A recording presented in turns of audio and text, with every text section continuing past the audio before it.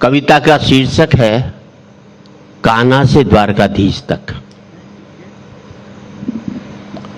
कृष्ण राधा से अलग हुए वृंदावन से, उसके बाद मिले नहीं।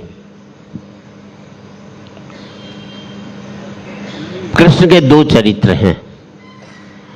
जो प्रेम से जुड़ा वो कान्हा कहलाया, जो युद्ध से जुड़ा वो द्वारकाधीश कहलाया। व्यक्ति वो हैं, चरित्र विपरीत है दोनों जगह उसके। मैंने सोचा स्वर्ग में राधा और कृष्ण आमने सामने मिल जाएं तो राधा कुछ सवाल तो करेगी, ऐसी क्या बात थी। वृंदावन में रास रचाया, समुद्र के किनारे पहुंचकर द्वारकाधीश बन गए, वापिस भी नहीं लौटे।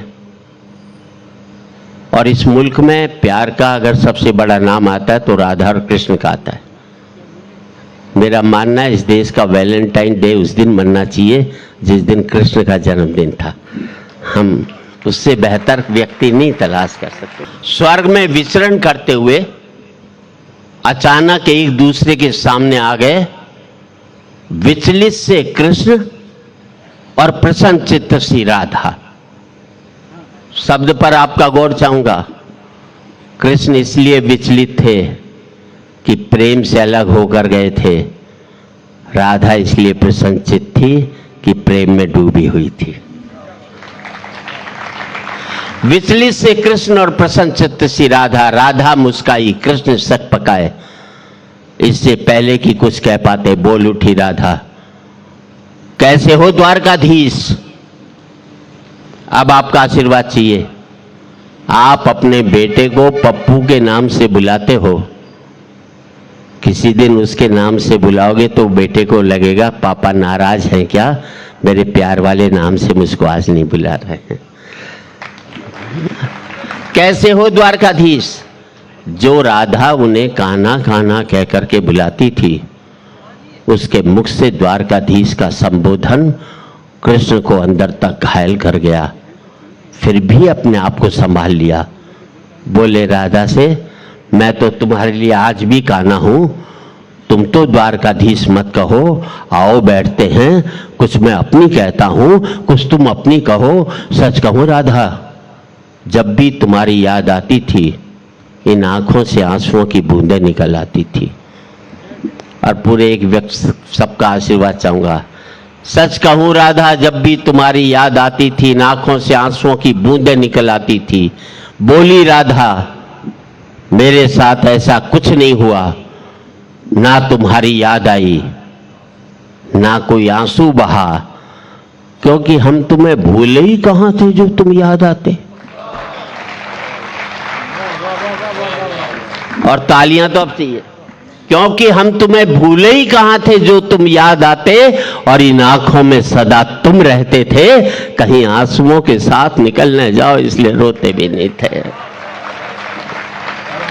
और इन आंखों में सदा तुम रहते थे, कहीं आंसुओं के साथ निकल न जाओ इसलिए रोते भी नहीं थे। कृष्ण कुछ कड़वे सत्य सुन पाओ तो सुनाओ। कान्हा से द्वारकाधीश बनने पर या प्रेम से अलग होने पर तुमने क्या खोया, उसका एक आईना दिखाऊं। अब आपकी सदन की तालियां चाहूंगा साहब। तुमने क्या खोया, एक आईना दिखाऊं। कृष्ण कभी सोचा इस तरक्की में तुम कितने पिछड़ गए। यमुना के मीठे पानी से जिंदगी शुरू की और समुद्र के खारे पानी तक पहुंच गए।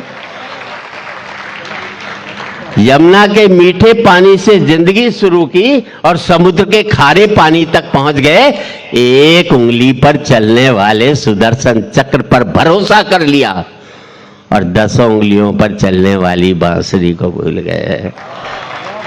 और 10 उंगलियों पर चलने वाली बांसुरी को भूल गए। जब तुम प्रेम से जुड़े थे कृष्ण, तो जो उंगली गोवर्धन पर्वत उठाकर लोगों को विनाश से बचाती थी, प्रेम से अलग होने पर वही उंगली क्या क्या रंग दिखाने लगी। सुदर्शन चक्र उठा करके विनाश के काम आने लगी। अंग वही होता है, जब प्रेम से जुड़ता है तो विकास करता है, जब प्रेम से अलग होता है तो विनाश करता है। वही उंगली क्या क्या रंग दिखाने लगी। सुदर्शन चक्र उठा करके विनाश के काम आने लगी। पूरे सदन का आशीर्वाद चाहूंगा। कृष्ण कान्हा और द्वारकाधीश में क्या फर्क होता है बताऊं? कान्हा होते तो तुम सुदामा के घर जाते, सुदामा तुम्हारे घर कभी भी नहीं आता। और जिन बातों के लिए पूरी कविता लिखी, इतने भागवत वाचक आए, हजारों साल से किसी ने इस बात का उल्लेख नहीं किया। मैंने उल्लेख भी किया और उसकी वजह भी बताई है। पूरे सदन का आशीर्वाद चाहूंगा। एक नई बात कहना चाहता हूं।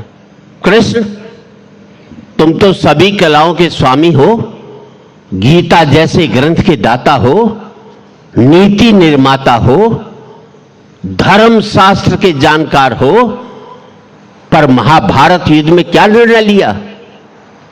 अपनी पूरी सेना कौरवों को सौंप दी और अपने आप को पांडवों के साथ कर लिया।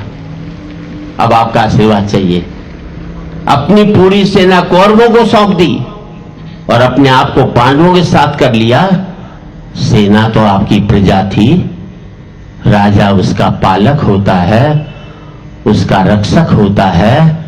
आप जैसा महाज्ञानी उस रथ को चला रहा था जिस पर बैठा हुआ अर्जुन आपकी प्रजा को ही मार रहा था। आप जैसा महाज्ञानी उस रथ को चला रहा था जिस पर बैठा हुआ अर्जुन आपकी प्रजा को ही मार रहा था। अपनी प्रजा को मरते देख आप में करुणा नहीं जगी, क्योंकि आप प्रेम से शून्य हो गए थे। प्रेम से जुड़े होते तो कौरवों पांडवों में युद्ध नहीं बल्कि समझौते होते। दो बड़ी पंक्ति बनी, अच्छी लगे तो पूरे सदन की तालियां चाहूंगा। कृष्ण, युद्ध में प्रेम में यही फर्क होता है। युद्ध में आप मिटा करके जीतते हैं, प्रेम में आप मिट करके जीतते हैं। युद्ध में प्रेम में यही फर्क होता है। युद्ध में आप मिटा करके जीतते हैं, प्रेम में आप मिट करके जीतते हैं। प्रेम में डूबा हुआ आदमी दुखी तो रह सकता है पर किसी को दुख नहीं देता। और आपका आशीर्वाद चाहिए। कृष्ण, आज भी धरती पर जाकर देखो, अपनी द्वारकाधीश वाली छवि को ढूंढते रह जाओगे। हर घर में, हर मंदिर में मेरे साथ ही खड़े नजर आओगे। हर घर में, हर मंदिर में मेरे साथ ही खड़े नजर आओगे। और आखिरी पंक्ति, हर घर में, हर मंदिर में मेरे साथ ही। आज भी लोग गीता को अपनाते हैं, उसका नित्य नियम से पाठ करते हैं, पर धरती के लोग युद्ध वाले द्वारकाधीश पर नहीं, प्रेम वाले कान्हा पर भरोसा रखते हैं। प्रेम वाले कान्हा पर भरोसा रखते हैं। और जिस गीता में दूर दूर तक मेरा जिक्र भी नहीं, नाम भी नहीं, आज भी लोग उसके समापन पर राधे राधे करते हैं। आज भी लोग उसके समापन पर